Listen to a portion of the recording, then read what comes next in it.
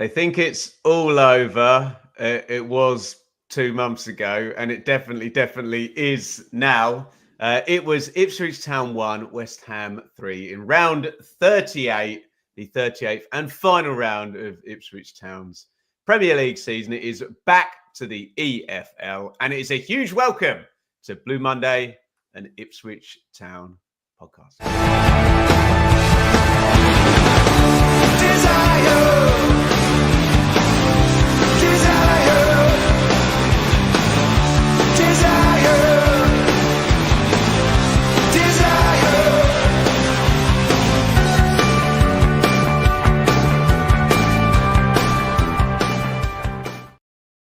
Well, Dave, in our fantastic run of, well, this is the end of our 10th season. That is promotions 2, relegations 2. Yeah, I don't think we feel quite as bad as our last relegation, taking everything into account. But yeah, I mean, we say it week after week. It's just been relentless, and it was just, spoiler alert, more of the same today, really, wasn't it? It was very much so. So, Rich, we've changed division. I added this up earlier. Someone correct me in the comments. 4 times in the last 7 seasons, essentially, you know, down from Championship to League One, back up, back down again. How are you feeling tonight, matey? I'm not sad to see the back of the Premier League, if I'm honest. Conflicted actually, Ben, because I like the idea of us being in the Premier League. I know that people haven't enjoyed it, and in advance we're bemoaning money, bemoaning VAR, and all of that stuff has played out as these people have been warning us. But I have to say that when your team is in the top flight, I think there's a lot more excitement and just general drama around, you know, your position in the world. And I think all of us would love to be in the big 17 at the moment. The fact is we're not, and we're back in the Championship. But I'm kind of excited to see Saturday, Tuesdays again, albeit it'll probably be 12:30 on a Saturday and 8 p.m. on a Wednesday. Yeah. I like that kind of drumbeat of regular football, and I'm hopeful that referees might let a bit more go. But bittersweet, Ben, because I'd like to have had a better stab at it, I think, to stay up. Yeah, there you go. Welcome, everybody. You've been here with us through thick and thin, through a trying season for a lot of times. We'll talk about the big picture. We'll talk about the small picture. Get your comments in if you're watching here live on YouTube for the last time for the Blue Monday flagship show in 24-25. Do we kiss goodbye to the Premier League? Do we wave goodbye to the Premier League? Is it that gif of Mr. Bean sticking kind of a wave? That kind of wave, yeah. I think so. That seems appropriate. We won't explain that to those listening on podcast. Ben. Fingers up. Yeah, it was obscene for those listening on podcast. And it is a good seg that actually, Rich, if you are listening on podcast, and if you've been doing it the audio way, you don't want to look at our stupid faces for the last 10 years, then we appreciate the hell out of you. So, Dave, Ipswich 1, West Ham 3. And we've had so many questions, mate, about, how do you manage selection when you know you're going down and you know players aren't going to be around possibly next season? Well, here's what happened today with an interesting wrinkle in goal as well, Dave. Your thoughts on this 11? So Walton starts in net, Davis and Tuan Zabi. I'm sure we'll get questions about Davis and Nottingham Forest later, so we'll get to that. Greaves and O'Shea, Caust and Morsey, Hutchinson, Broadhead, Chaplin, and Hurst, David. So no Enciso, no Delap. No, I think someone had said, I think I'd seen a comment that Enciso would almost, like, someone in the chat this morning, and Enciso had sort of posted something on, I'm not on it, obviously, Instagram or something like that he was almost goodbye then sort of thing. So I think that was no great surprise. I believe, again, another room, I think that Palmer was sick in the warm up, so hence a start for Christian Walton, and then just, I think it was the 2 changes, wasn't it? Chaplin and Broadhead in for and would have been Enciso and Jack Clark. I believe that was it.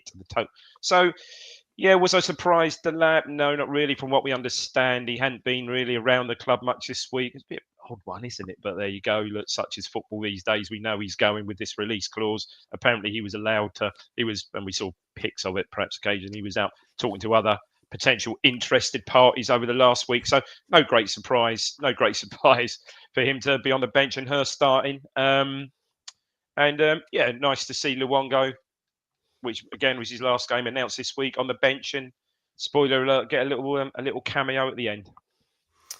Cameo. It's the hard word.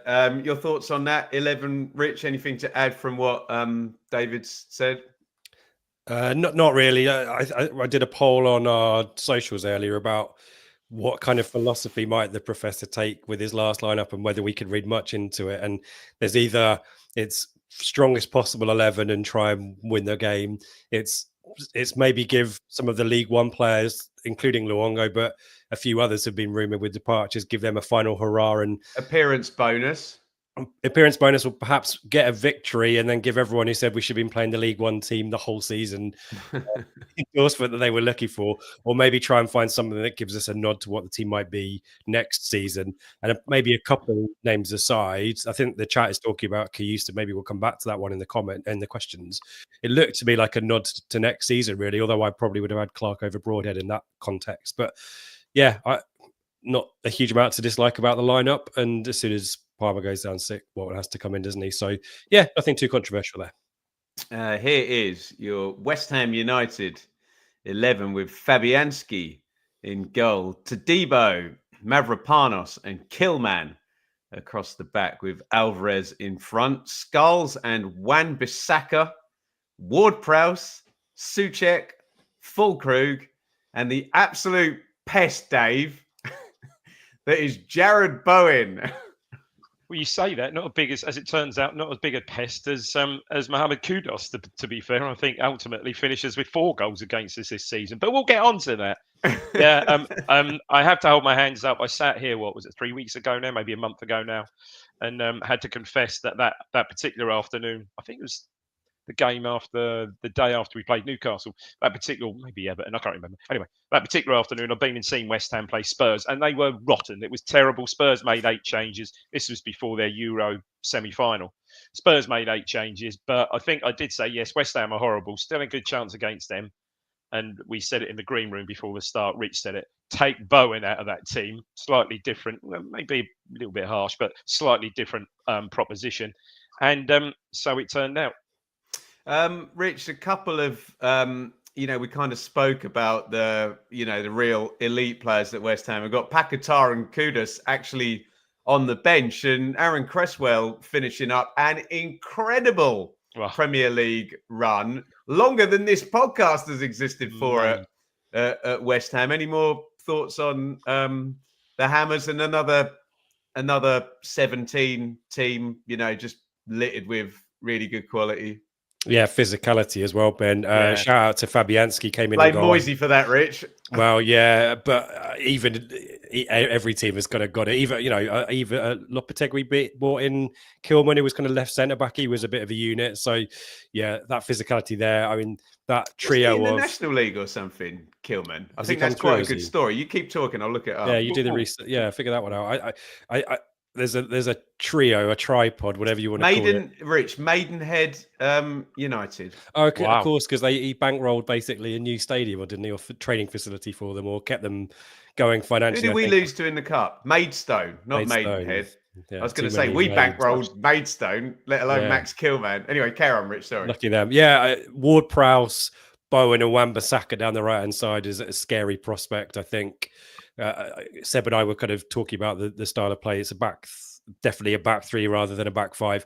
I'm surprised to see Souček so deep, if I'm honest. He's kind of a centre midfielder these days.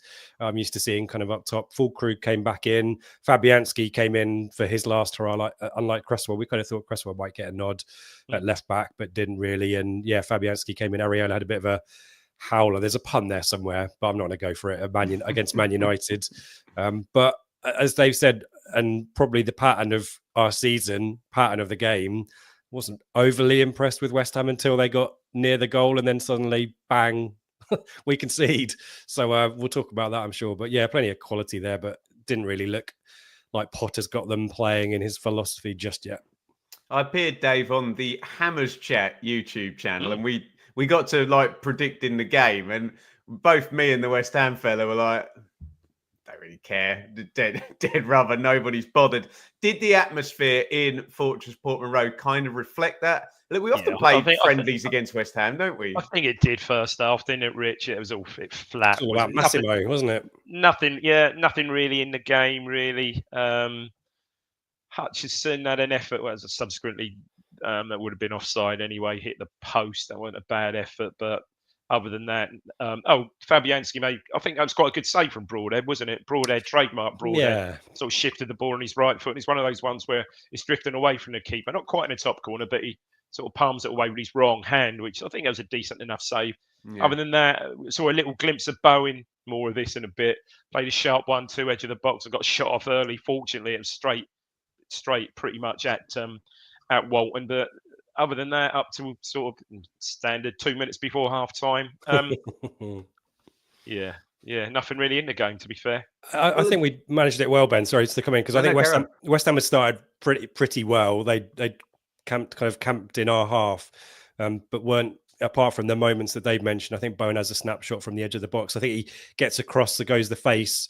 No one gets on the end of it, but Tuanzebe nearly passes it back into his own net, and Walton saves him there. But otherwise, I thought we managed it and grew into the game and started to get better. A lot of joy down the right with Hutchinson. Broadhead, as Dave mentions, cuts in as a shot probably too close to the keeper. It's kind of like Walton's save against Cole Palmer at Christmas against Chelsea. Goes with the wrong hand, doesn't he? But I thought, actually, Ben, we grew into the half. I think there was a moment where Bowen has another go at goal. But apart from that, you kind of think halftime's coming. A draw, halftime 0-0, pretty good. And then we just shoot ourselves in the foot. Well, Dave, two things annoy me about this. If you're going to concede to Ward-Prowse, at least, I can't say it, Ward-Prowse, free kick. At least let it be a 25-yard free kick that you can't save anyway. And Rich and I were talking about this off-grid, about how we're annoyed at, bad, lazy punditry saying we mess about with the ball at the back, and it's not that simple. But we don't help ourselves if we concede. We can't win the argument against the lazy punditry if we do concede goals like the one you're about to describe. I mean, David. This is bad, and I think if Rich agreed, I thought Morsiad was okay again this afternoon. To be fair, I thought he was okay, but this is terrible. So he receives the ball from a throw, sort of not really troubled, is he? He's kind of on the half turn. Typical Morsey on the half turn, turns away from his man. And it's kind of inexplicable, really. He just plays the ball, and it's not a no-look ball. He just plays the ball kind of in the direction of Greaves. It's an odd one, isn't it? Maybe it's not a good pass, is it? No, not really. It's got no pace on anything. But Dave, sorry to interrupt. Not even the blind backwards pass. It's not an accurate blind backwards pass. No, it's not. It couldn't have been better for blowing, in his general direction. It's an odd one. And very much like the away game, talk about shooting ourselves in the foot. Every time we gave a ball away in that position in the away game, who did we give it to? Jared, Kim Bowen. And it's simple, really. I mean, Bowen could take it on his own, but he's got great awareness. He's a class player. Great awareness, just gets the ball, just rolls it across to Prowse. And someone with a technical. It's a good finish. It's a smart finish. Side foots it right in that sort of high in the net. It's a smart finish. Someone like Prowse has got the technique not to miss that. Other players might well have snatched it, but he just passes it in powerfully in the far corner. And it's a proper kick in the teeth again, as we've said so often this season. We just basically gifted them a goal when they really didn't really look like scoring. And 2 minutes before half time, tick. Someone put on the chat, mistake, tick. 2 minutes before half time, tick. Yeah. Nothing in the first half. Stop it. This is supposed to be fun. Rich. We haven't really talked about Bowen, but he was an absolute pest, an absolute menace for the whole game, and just finds pockets of space. To be fair, Dave was across that. If you listen back to the infamous game against Hull, Dave was like, "Oh, look out for the guy Bowen. He's very good." But he was, it felt like similar. It was a nice sunny afternoon, wasn't it, when we lost to Hull, didn't we? And he absolutely tore us apart. But at various points he's mucking around with Davis and Greaves, and then O'Shea has to come across and deal with him. I think the issue here for me, we could talk about Morsey's pass. I think one of the criticism this season, and maybe something that Kiyusta has provided for us that we haven't really had from anyone else is that Morsey turns back. He's under no pressure. There's no real press on him. He turns back to goal rather than taking the ball forward. And actually, if he tried to attack and, done a Hollywood pass and gets picked out, then it's a different, at least you can reset. But because he's turned back to goal, he basically it's a through ball into Bowen. All of the defense is out of position. No one's going to cover. And actually, fair play to Bowen. It's a really cute kind of not a reverse pass, but kind of disguised pass in toward Prowse. So I don't know whether he's brilliant, Ben, or just really lucky, but it narrowly avoids hitting the post. He slams it really hard. It's either the perfect finish because it's right in the side net, or it's just he's kind of one of those ones where he's hit it so hard that he's lucky as it hit the post. To be fair, I was right behind that. I just thought it was a brilliant film. We know he's got that. Did you say goal before it went in, Dave? Yeah, it was one of them. Because goals. he did. Yeah. You just see it. He just nestles in the far corner. We'll give him the benefit of the doubt because he's played for England a couple of times. So. As it's Ward-Prowse. But it's a good, he's got that in his locker, hasn't he? Yeah, Can I just defend Morsey slightly, Rich, to your criticism there? We have seen this circuitous route that's ingrained in the patterns of play where we kind of go round a circle and then normally it then switches to the other side. So I suspect Kieran McKenna would say that the pass was the right pass. It was just not very well. Yeah. I mean, I'd argue in that situation, in the first third of our half, or maybe halfway through our half, with no West Ham guys in his face, as far as I can recall. I might be being harsh here. I just think it's the kind of thing where he just needs to take the ball forward, but look, we can. The trouble is we're trying to figure out what's going through Morsey's head. It's a tough season. He's a midfielder that's the wrong side of 30 who is up against international players, bless him. And I agree with Dave that I thought he had a pretty good game up to that point. And it's just one of those ones where there's so much stuff to process and he's just made the wrong call, hasn't he? But sadly, we go in behind and I don't think that was really deserved.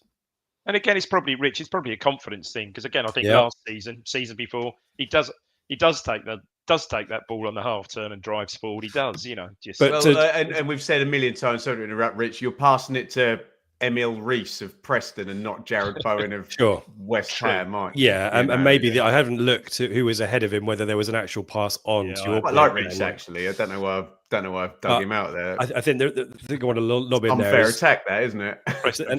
and this is a bit unfair as well. What would Kayusta do in that situation? I don't think he'd be turning back to goal, would he? So anyway, 1-0 down. Boom. Well, into the second half, Dave, and we are going to get ourselves an equaliser. I think this is a really good goal, and I thought he looked quite lively, didn't he, Rich? I mean, right through the first, he was the one that got the shot away for Fabianski. I thought Broadhead, certainly up to that point, had looked quite lively, and it's very a goal reminiscent of one. What few he scored? Maybe either I'm thinking in League One, maybe against Blackburn or Cardiff in the Championship season, where he sort of like receives the ball and it looks like a pass is on wide or a pass is on obviously to his left and right. He's about 30 yards out, but no, he actually turns and drives for goal, drops his shoulder, cuts inside to Debo, I think it is. Yeah. And again, hits a right foot shot early. Good shot. Fabianski had a decent game. He hits a right foot shot early. Could go either corner there as well, couldn't he? Yeah, inside Fabianski's near post. I think Fabianski probably gets a bit of a hand. He gets a touch. Yeah, I think he gets a touch to it, but hits it quickly, hits it low, and it's a good finish. And I thought certainly up till then he was pretty lively.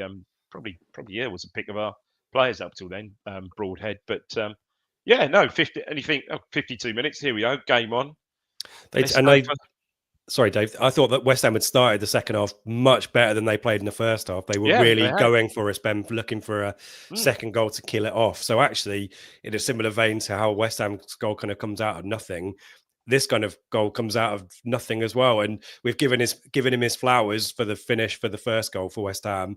Ward-Prowse is a bit slow, isn't he, to react to Broadhead? To be fair, he's dropped Tony DeVoe on his arse. It's a bit weak. Yeah, I think the West Ham defending, I don't think is particularly good in this one, Ben. But fair play to Broadhead and gets the shot early. I mean, I've been bemoaning that we'd got into positions around the penalty area and could have just pulled the trigger, but went for the extra pass and then ended up getting crowded out and the ball comes back to where it's gone and all that kind of stuff. And fair play to Broadhead. He's gone for it. And you think bring it on, game on. I think it was Blackburn, wasn't he? Exactly the same. He drops his shoulder, gets on his right foot edge of the box. Against Blackburn, he sort of thunders it in, I think, almost barring in, doesn't it? But good finish. And game on, as Rich said. Game on for 3 minutes, Rich. Yeah. I mean, this is just a great goal. Well, I mean, we could talk about the goal. You're going to make the chat cross if you're praising players who aren't wearing blue shirts here, Rich. And this is, I could have talked at the start about, this is maybe in hindsight, but this kind of trio of Ward-Prowse, Wan-Bissaka and Bowen, it's a lovely 1-2, so rapid that we can't catch up. We're out of position, well out of position. I'm not sure I can't remember the passage of play that's gone before it, but we are so out of position. But similar to praising Broadhead for pulling the trigger early and getting sort of catching the keeper cold, Bowen's done it, and he's found the gap between Walton and the post. I mean, it's so measured, so precise. Walton thinks that's going in the far corner, doesn't he? And it's, I mean, in that situation, I mean, it's near post in theory, which is why I guess you could put a question mark against one. But he's hit it so fiercely, so powerful, Dave, isn't it? Such a great place shot, and it's just a kick in the teeth, having got ourselves back in the game. It was right in front of us. We don't reset. It's a crossfield ball that's played wide, and he controls it as he would, takes it out of the air. But as Rich said, the pace of the 1-2 with Wan-Bissaka is that's what makes something to behold. Because he pings it into Wan-Bissaka, and it's brilliant technique from Wan-Bissaka, just the first time touch, perfectly for him, gets it out of his feet. I said to Kieran, my lad, I said, probably the best opposite. Well, yeah, probably is the best goal I've seen. One of the best goals, if not the best goal I've seen down there this season. It's an unbelievable strike. Someone said, "Oh yeah, Walton gets beat." Was the Spurs one where he curls it round? Was it Kulusevski? That's a good one, wasn't it? Yeah, more of that in a minute. Yeah, he just absolutely roars it in his near post, and I don't think Walton can take any blame. I know keeper near post. We said about Palmer last week or week before, whenever it was, but unbelievable strike. Brilliant. He's just hit it so early, isn't he, Dave? And from that position, he's so far wide because we live in. I know that there'll be people in the chat getting triggered by this, but we live in a world of XG, and coaches train players to bring the ball central, closer and central, because the chance probability is much higher. But from there, it's just it's audacious. From there, that's the word for it, and he's got it on target. And yes, Walton, if people want to have that conversation, maybe there is one, but I think it's so early and from such a weird angle as well, Dave, isn't it? So close to the post. I just don't think Walton can do anything. It's a great goal. It's one of those ones where you look back and it goes in, you think, wow, how sort of thing, you think, oh, that's a shot. Perhaps it's gone outside and side netting or something, but it's a brilliant strike. Yeah. I see Gary said the Newcastle goals. Yeah, Newcastle did score some good goals down here, but I certainly that's up there with the best of them, I think, this season. Yeah. What does that do to the pattern, Dave? Does that just pour, urine on the strawberries again? Yeah, that's not a very just clanging metaphor there. Flat after that, doesn't it? You're going to demonetize for that, Rich, can I?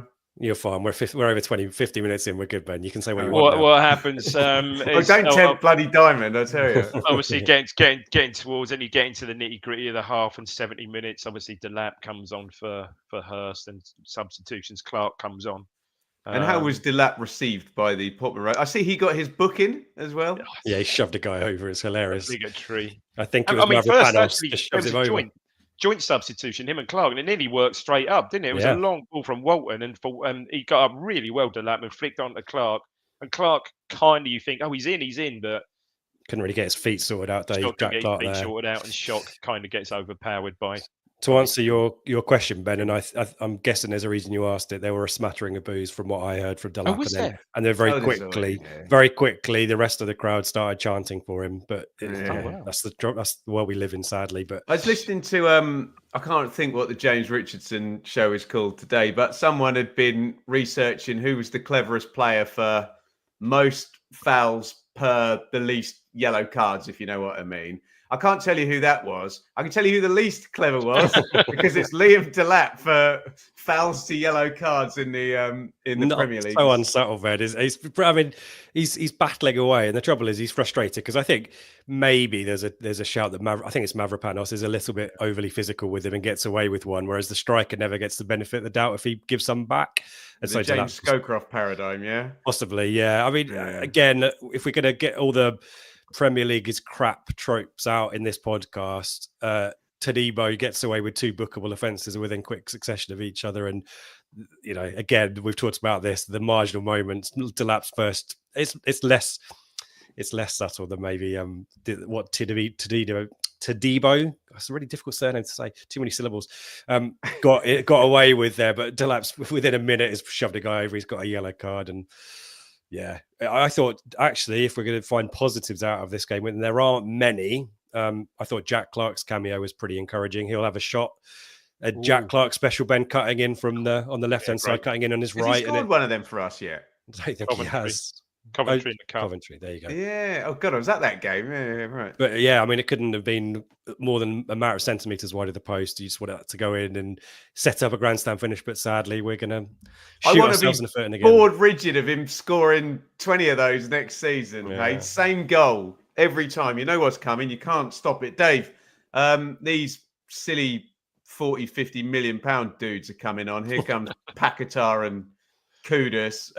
You can talk about Massimo Luongo. I'm sure we'll get asked about his legacy in the questions because he's going to come on. But Kudus, who the West Ham chap assured me he's probably going to be sold in the summer. Makes it 3-1 to end our season, Dave. He likes us, doesn't he? He scored a hat-trick against us in the first game, didn't he? Yeah. Standard. Gets a ball wide right, cuts in. Defenders stand off him. Morsey doesn't cover himself in too much. Oh, I love Morsey, but I know you would get in trouble for that in under 12s, wouldn't you? For turning on the side. Which is worse, Ben? Goal 1 or goal 3 in terms of either showing him in, at least in the past, there is an opportunity to rectify the situation with a couple more phases. But shall I just do the caveats? We love him. He's been a great. We love him. Great captain. You know. And all that, but he shows him the goal, Ben. Dave, he shows him the goal. No, he does, and this is the difference. Someone with a kudos class, you show him the goal. What was he, 18 yards out? He's going to put the ball in the far corner, a bit like Kulichevsky. Doesn't even celebrate. He's going to put the ball in the far corner. He didn't even celebrate. Too easy. 3-1, too easy. Yeah. And the only thing after that, which is really nice, we got a great reception, is that Luongo, we'll get on to Luongo came on, but Aaron Cresswell came on for them, which was nice. That's his last game. Good ovation from the whole of Portman Road. Really good. Sammy Smodic made a return as well, Ben, which I think was good. He was puffing. He was struggling a little bit. He was definitely not ready for it. But I think he is, or his family might have West Ham fans, so that would have been a great moment for him. And you know, we talk about what McKenna's thinking might be for the lineup. Certainly wasn't sentimental to start with, but by the end of it certainly was. And you know, Delap gets his swan song, we assume. Jack Taylor comes on, and yeah, I think it was great moments for Smodic and his family. But yeah, Massimo Luongo got an absolutely amazing ovation. I'm wearing my 22-23, is it? 22-23 shirt in honor of that and happier times. Because I think of Freddie Ladapo when I see that shirt for some reason. I don't know why. A team of heroes, isn't it? And you know, Luongo, the signing that I think we probably needed, but isn't going to steal the headlines like Harry Clark and Nathan Broadhead and George Hurst, who were brought in alongside him. But what a contribution he's made to the last 2 seasons prior to this one. But I think I might have sat with you because there was a cup game when he came on a sub, and within a couple of minutes, it absolutely battered someone in, snapped someone in half against Burnley, hadn't he? And we thought, oh, he'll do. He'll do, and it's just been sensational, hasn't he? For those, certainly League One. Oh gosh, last season, you know, people would think, oh, could he? You know, is he Championship? You know, will he? You know, should we get someone else? He was absolutely outstanding last season, alongside Morsey, and I think Morsey said he's one of the sort of best midfield, his favourite midfield player he's ever played with, and rightly so. What a free signing! There can't be many, you know, of our free signings over the years. It can't be many better than him. Unbelievable. His win percentage is probably still pretty good as well. It won't be tarnished by this season, League, and a nice moment, Ben, because it's Morsey who subbed off for Luongo, and he gives him the captain's armband. They have a bit of a chat and a cuddle on the sideline as well. And yeah, it's lovely. It's very nice. And then the lap of appreciation afterwards. He spends a bit of time paused in front of Block A and the North Stand, taking in all of the quite rightly good comments there in the chat there about, you know, perhaps this season we have suffered a bit because perhaps he wasn't really ready to play 38 games in the Premier League. I don't think he was, you know, but you know, in previous seasons he has been the actual cover for the marauding Davis. Hasn't the time Davis has been caught forward, certainly, you know, in previous 2 seasons. You forget just what an impact Luongo's been, just sitting in that left side and sitting there while Davis goes. Been absolutely superb. and I get in trouble for playing this game, but you can count them up today: Luongo, Walton, Davis, Morsey, Chaplin, Broadhead, Hurst. 7 of them today that played in League One for us, closing out the Premier League. Speaking of closing out, David, your final thoughts on the final game before we get to the roundup. And I see comments mentioned. We talked to you about Sheffield United and Charlton. Were you there, by the way? In a minute. I was there yesterday. I wasn't there today. No. Final thoughts on 38. Final thoughts and then we'll come to you, Rich. It's just totally beaten by bits of individual class. Well, one mistake. I'd put it one mistake, one bit of probably I'd say world class, because it was that at that level, I think, and one bit of class with a fair bit of helping and that kind of fair bit of assistance from us. It just kind of summed up season up, didn't it? Really, just it's relentless, Ben. Absolutely relentless and brutal. You know, one mistake, as you said, you make that mistake against. I won't say individuals, but Blackburn and Preston, Morsey probably get away with it. Greaves probably. Why are you slagging off Blackburn and Preston? Have you got a bias against North West? Not at all. Not at all. You'll get accused of one. Or perhaps Charlton next season. And Greaves probably, the control wasn't so great, and Greaves maybe gets across and gets a foot in. That's the difference. You can't legislate for what Bowen did, and kudos finish once he worked on his left foot was always going to go where he wanted it to. So. I once was accused of having an anti-Welsh bias during a cup game between Liverpool and Cardiff because I wasn't mentioning Cardiff enough. Liverpool had 84% possession at the point. Yeah, there is that. Yeah, but we know about your rampant anti-Welsh bias because of Welcome to Wrexham, don't we, Ben? So... can we not talk about that? No, by the way, my missus, like one generation is like Welsh as well. So doesn't matter. I've chosen well there, haven't I? Rich, sum up 38, and then we'll move on to Championship. Oh, we could talk about Will Still, and I get to talk about Russell Martin again next season by the look of it. Anyway, Rich, sorry, final thoughts on this. Yeah, I mean, as Dave in the chat have sort of said today, kind of summed the season up as in competitive in the game, made mistakes, and are caught out by that, and just quality of the opposition who are beyond us, and any help we were going to get from the referee. Not that the referee was a particularly talking point for today, but just yellow cards for us, nothing for them.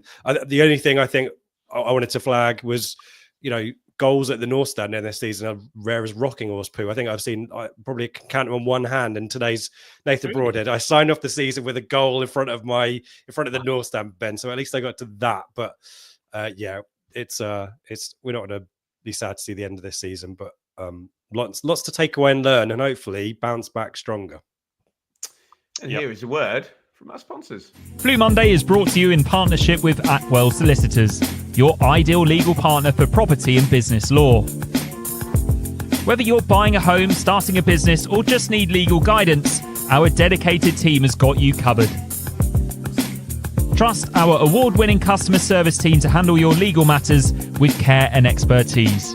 Find out more at atwells.com or visit us at our offices in Ipswich, Colchester, London, and our new location in Woodbridge.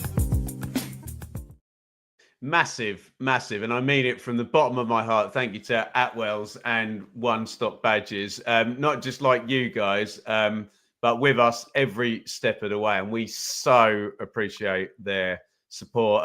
One Stop, as ever. Links and deals down there in the description. Don't get your questions in just yet, because we'll do a little bit of roundup bits and bobs, and then we'll get into them. I don't want them to get lost in the shuffle up there. So Premier League, the only thing, Dave, really that there was left to play for was the Champions League, and we had the possibility of. I don't think there was a mathematical way. I was discussing this with Mikey, that you could get Forest, Villa and Newcastle, the 3 ex-EFL teams, all in the Champions League. But it's one of those weird final days where they all lost, Dave. So Man City, Chelsea and Newcastle get Champions League. Villa and Forest, who are teams that have been in the EFL very recently with lovely histories in the 80s. So you can make comparisons, finishing in 6th and 7th, Dave. Yeah, I mean, Forest had a run at it. I'd like to have seen Forest do it, really, just because of where they come from.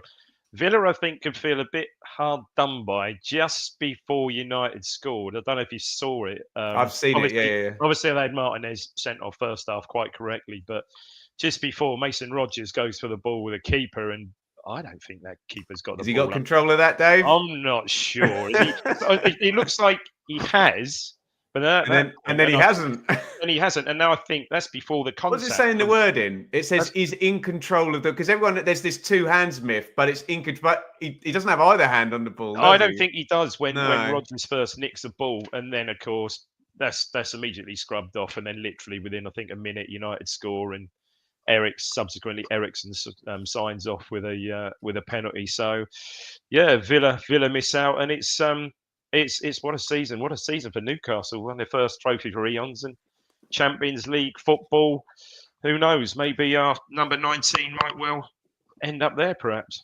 There you go. And Rich, just miserable at the bottom. We're going to talk about Southampton and Leicester managerial stuff, but the points totals down here: 12, 22, and 25. Again, we'll talk about the potential that we actually could still swap places with Leicester, depending on what this independent, what do you call them, the commission or whatever that's having a look at these bits and bobs. Although I'm sure there'll be a time bar on that soon. I it was going to be dealt with next season, but maybe right. I've heard both. I've also heard that they could get a deduction for this season, and then once the share transfer is made in the middle of June, one from the EFL for next season. So then just the 55-point deduction for Man City, and we Premier League again. Everything all right. Sorry, Rich, any final thoughts on... There's going to be no points deductions. That's manager expectation. There'll be 0 points deductions for Leicester. They'll get away with it again. Yeah. Only that if we'd managed to stop Jamie Vardy from having a party last week, we'd be £3.5 million better off. Yeah. But again, I'll still raise... Well, maybe... If they're deducted 4 points for this season, which could happen, then it switches back around. So yeah, small margins there, but I think we set a record, don't we, the three of us, for the lowest aggregate points of the bottom 3 in Premier League history, I would guess. But I think even close. You know, Man City supposedly have had a grotty season. They started off with a win and finished 3rd today. And Spurs back to business. Love Spurs win the Europa League and then get smashed 4 at home by Brighton. No surprise there. Tremendous stuff. Right. So, I mean, there's lots to talk about. I won't go any further on Leicester. Get your questions in a bit, guys, because frankly, there's literally no precedent for this, because this is the first time under the new jurisdiction sorted because of Leicester that the Premier League is able to bring charges essentially on something that happened in the EFL. So we frankly don't know what the hell's going to happen with that. But what we do know, Dave, is that Will still is going to be the Southampton manager next year. So that's kind of untried at this level. I think he was with someone help me out in the chat. Someone in Ligue 1. Lyon, is it? I don't know. That might be Rossinia. I don't. Someone tell us who Will Still was managing. And it looks like Leicester are going to replace Ruud van Nistelrooy, Dave, with Russell Martin. No. Russ is back. More of the same. Russ is back with a points deduction as well, presumably, possibly. You would imagine so. Will Still say just Lance, is that right? Thank you. Heard him linked. I think I saw him linked with them up the road, but no, seemingly Southampton and Russ Martin's not. That's not. I think Liam Manning is going to go manage them up the road. Well, yeah, that's a good hire, isn't it? That's an interesting one now. Very much so. Very much so. So it all change again. Crazy summer, no doubt. But yeah, we shall see. Yeah, as you say, a bit of an experiment by Southampton there. But what are they to lose, really? They'd have been better off getting Danny Roll, wouldn't they? Southampton. I think so. Yeah, and I question the whole thing. Like, why sack Russell Martin? I guess they wouldn't know that they'd gone to have such a shockingly bad season. But I kind of feel like they don't need this lack of continuity, and we're still figuring out this team. This is his first gig in English football, isn't it, as well? So I think he's been on the staff at has he been various staff places, hasn't he? Fine, okay, but first gig, and I would assume that Southampton's expectations are the same as ours, which is an automatic bounce back. Automatic promotion, yeah. And for that reason, it does feel a little bit of a gamble, but maybe it will pay off. That's the trouble, we don't know. And the great thing is, you rewind 20 years, we weren't talking about any bright young English coaches or British coaches, and now look, we've got so many of them. The Championship's full of them, and some of them are getting their opportunities at Premier League level as well. So fantastic in that respect. I guess he's 32, he's quite young, isn't he? But so was Kieran McKenna at a point, and so was who's the guy at Brighton? I've forgotten his name. Hurtzler. Well, remember Liam Manning, if he does go and take the Norwich job, I remember back in League One when Manning was at MK and McKenna was with us, they were, I don't know, like 33 and 34 or something at the time, weren't they? In the two. Is Bristol City really a step down from Norwich at this point? It's a good debate, isn't it? I'd say just ever so slightly right now, this moment, maybe. in terms of the squad, could probably make more in commercials at Norwich in terms of Gates move home. Is Hogg still his assistant there? Chris Hogg, is he still with him? You'd imagine he'll go. I'd imagine that's a non-negotiable there, isn't it? That he'll be. That's rumor and hearsay, but we think that's potentially fairly likely. And I don't think they elected to even speak to Russ Martin. So there's a lot shaping up about our opponents next year, Dave, and there will be a fourth parachute team next season because Sheffield United somehow managed to stuff up another playoff final yesterday. Their record in playoffs is wretched, isn't it? Finals, God, is awful, isn't it? I mean, it was. I was watching. I missed the first half. I think they completely, pretty much dominated. Had a goal chalked off VAR, didn't they? I didn't see the save, but apparently keeper Patterson made an unbelievable save from Ward, didn't he? 1 minute 40 in, absolutely incredible. Yeah. And then again, just before the equaliser, they made quite a good save with his feet as well. A 2-0 game over at that point. Yeah. But flipping heck, I mean, he just couldn't see it. I mean, it must have been unbelievable in the ground. I mean, just joy to despair, everything, all sorts of bloody emotions flying around that one. And you think the game, okay, regroup. Obviously, a big thing for them. They lost Hamer, who's such a player, and he cried. And that happened in the playoff final for Coventry. He limped out and then had to watch his team lose from the bench there. Such a big player. So lost him. And I felt for Kiefer, the winning guy. I really felt for him because I think it led the line pretty well all day, and it just made. Sky Director didn't do him any favours with a lot of close-up shots. Slide him around after the full-time. Just a careless ball, first time ball, just careless. Oh, it's like Morsey today, but it's just completely different. Chris Wilder did defend him by saying his central midfield was completely open and nowhere. Poor. I mean, that was a weird one as well. Great finish by the kid who's already signed for Brighton. Yeah. But Rich, what do you think the impact is of it being Sheffield United next season? Look, possibly without Ahmed Hodzic or Harmer, or insert Cheek at Sousa's the other one. Is surely one or two of those three go. Yeah, that's a lot. Harmer. I think two. Yeah, surely those three are very, very good. I think so. But then they bring in 60 million quid for those two or three, don't they? And they get parachute money. I think you and I were exchanging messages this morning. I don't know whether the Sheffield United board, whoever the owners, look at Chris Wilder and think we've he's a club hero, legend, isn't he? But that's failure, isn't it? However you want to look at it. I mean, I know they've got a record points tally for team in third or what have you, and they've 20 points ahead of Bristol City, was it, in the playoffs and all that kind of stuff? But they're 24. Still not, objectively, mission failed, isn't it? And I watched your watch long for the Plymouth versus Sheffield United towards the end of the season, where Plymouth were hunting down the points and fighting for their lives, and Sheffield United got the goal, got in front, and sat in and looked very comfortable, and then got picked off at the end. And it's carbon copy. I think that's happened far too many times, and I just wonder whether we've talked about the model of coaches in the Championship, the top end of the Championship. You can have, hopefully, Kieran McKenna at Ipswich, Will still at Southampton, Russell Martin potentially at Leicester, Liam Manning at Bristol City or Norwich.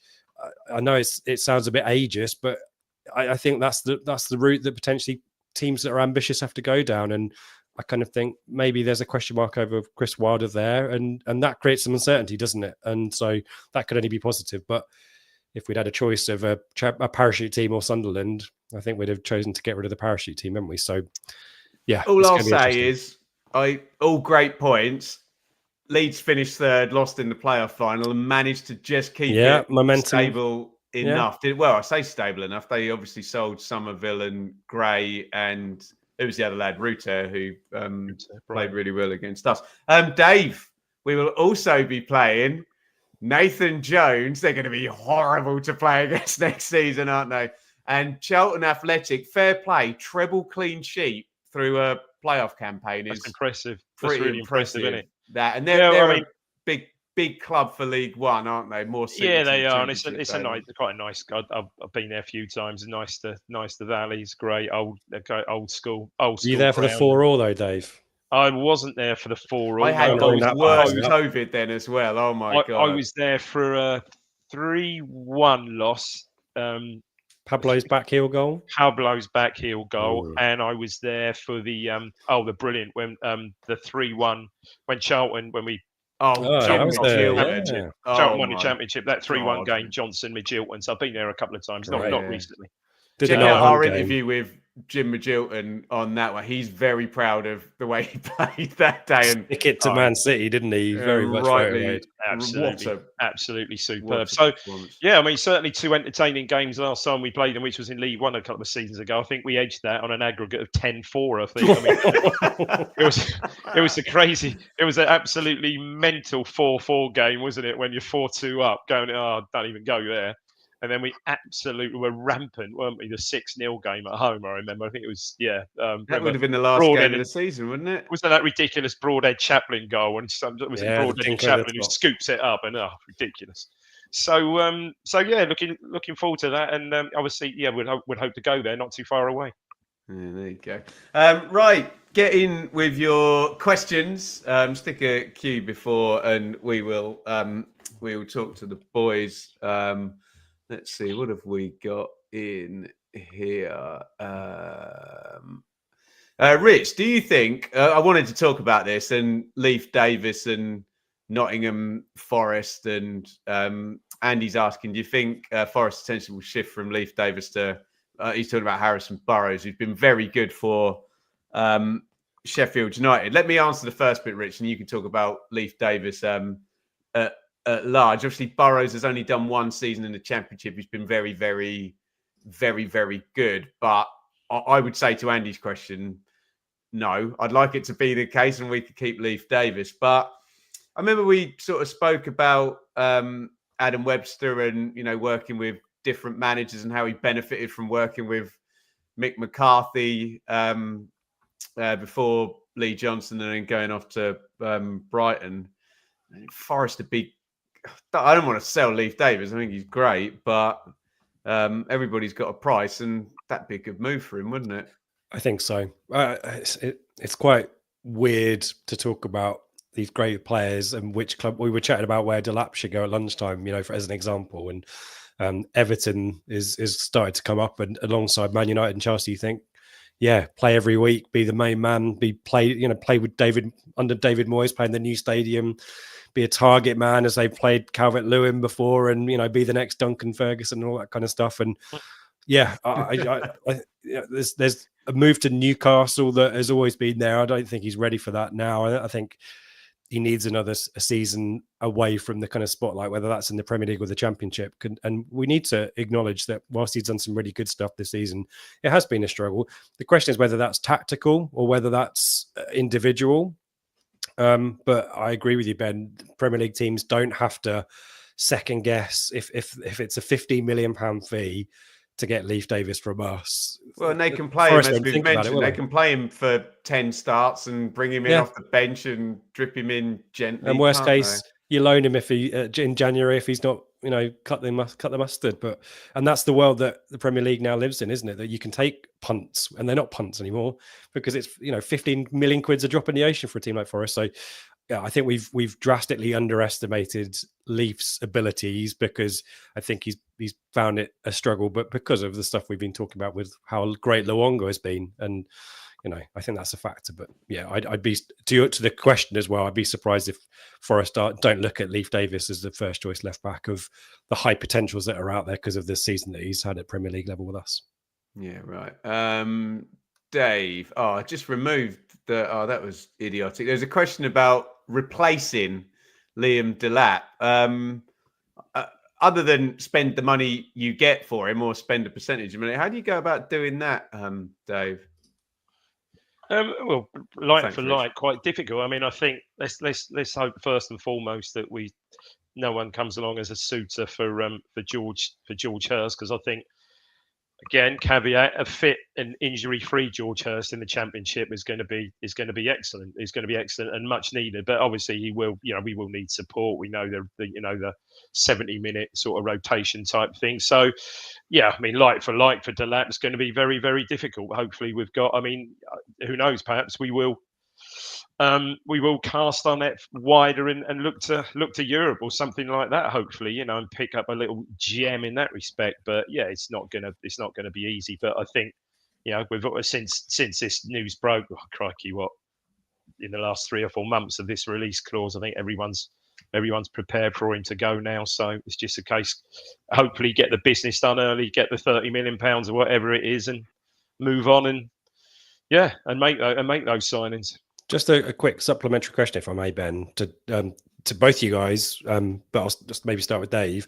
The fact that we've let Delap talk to other clubs this week, I think you can spin it both ways. I think there's an Ipswich Town fan, selfish view that not a great look, but from a recruitment perspective, get it done. Utterly the right thing to do, isn't it? In terms of attracting future talent. Do you want to?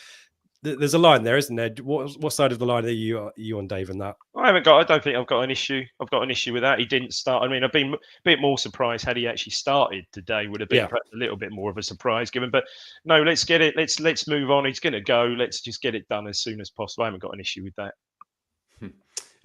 Neil says, will still be manager in January. I think he just doing his Edward Woodward pun there, but. What I will say about Will Still is it's bloody hard work being a novice manager going into a parachute team where the expectation, like you said, Rich, and if this is not an outlier, if English football is as stupid as we think, and you are required to score 95 points, then you could almost be in your first job, be slightly under 2 points per game and in trouble for your job. But there you go.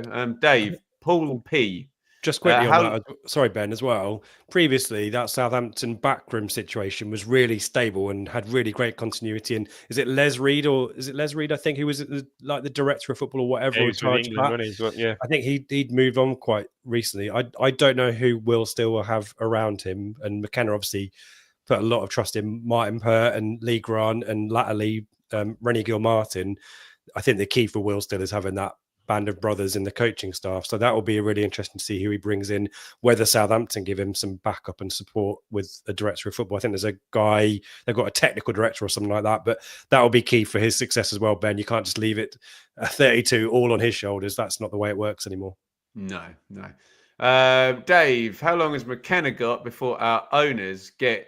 I know people will roll their eyes at that question, but Paul's right. There'll be pressure on him if he's outside of, I don't know, say he's 14th or something, Dave, in November, to the point there. There'll be pressure on him, won't there? Well, I go back to the 2001-2 or 2002-3? 2002-3 season, isn't it? Yeah. 2002-3 season and George Burley, who slightly different narrative, but not too far off. Had a lot of credit in the game, especially after finishing, well, arguably more after Manager of the finishing year. After Manager of the Year. What am I saying? Yeah, arguably more. Of course, the pressure will be on. We'll be expected to be, if not top two, certainly touching, touching distance of top two right from the off. And if we're not, even if we're not, I think certainly the pressure will be on. And what does he say? Christmas. If we're not, you'd think maybe even before then. It wouldn't surprise me at all. The credit only lasts so much. Just an additional thought as well.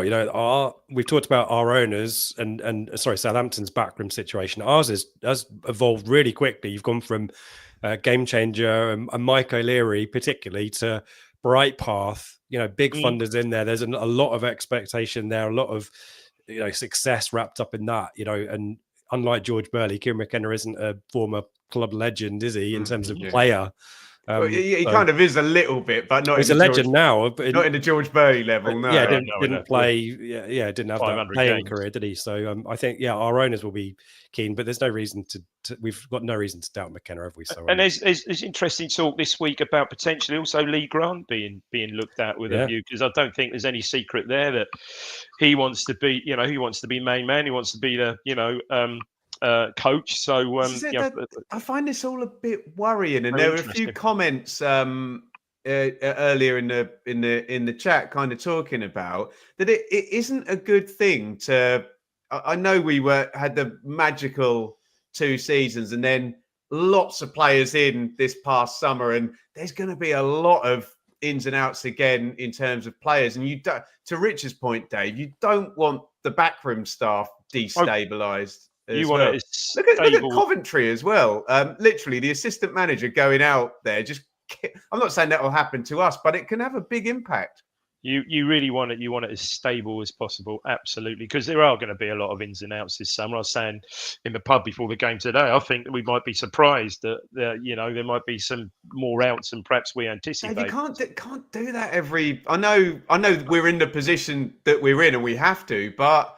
It's not. You want to be adding. I mean, don't remember David Johnson saying in our interview with him that the ideal scenario is just couple out, couple in, constantly tick. Well, for those who's followed the Rewind show with me and Craig this year, it's quite odd because quite often, we're looking at the old Premier League years, and you're looking at 2 seasons, the relegation season, the season we're finished 5th. The team just doesn't change from season to season. It's exactly the same team. Pretty much, we're perhaps making in for Wilness or something like that. That's pretty much it. It's just this. It's incredible with turnover of players. So, if there is a turnover, which there no doubt will be, you want you want the back room to be as stable as possible. You really do. Right, last one here, Rich, from Paul. If you were K-Mac, what are the key lessons you would take from this season, assuming we bounce straight back? And if I can add on to Paul's question, Rich, there's knowing what the issues are, and there's being able to do the slightest thing about the issues that you actually know about as well, isn't there? Yeah, I mean, there's probably a whole podcast on that, and maybe we should sell it to Sunderland as some consultancy service. On the playing side, I think we have been a bit naive at times, and I don't think we've been particularly streetwise in managing the referee in the dark arts. I think Wolfenden mentioned it earlier in the season. I think we have failed to grasp what I think I've seen teams like Brighton do, which is have a system, a strategy to manage the referee. You talk about setting up to deal with the opposition. The referee is almost as important, and I don't think we've done that particularly well. I don't think we've reacted to those kind of setbacks when they happen particularly well, and obviously our reacting to VAR and all that kind of stuff. I just think we need to be a little bit more sneaky, and we do have some of those players in the squad, but maybe not as many as we should have. The physicality is a question for McKenna, and I think Ashton in our recruitment. Certainly, you look at even West Ham, today, and Wolves even. Everyone's over 6 foot. Everyone can run around for days. I just think we've really been scuppered because we haven't got that physicality and a significant amount of backup physicality either. We lose a few players through injury, muscle injuries, presumably because they're overexerting, trying to keep up. And we're bringing in players that are also brittle and they break down as well. So that squad depth needs to be there, but it needs to be a squad that's physically capable. And and I think that's probably the biggest learning for me is recruiting for that. And I think, don't be surprised if we talk about recruitment for for this coming summer, that we address that. We start to bring in some of those kind of players, and that might necessitate a shift in tactics as well, Ben. So there's a few aspects there that I'll chuck in, but maybe it's one to come back to in a few weeks' time. And do a post-mortem for the season. Yeah, we'll have plenty of time to discuss it.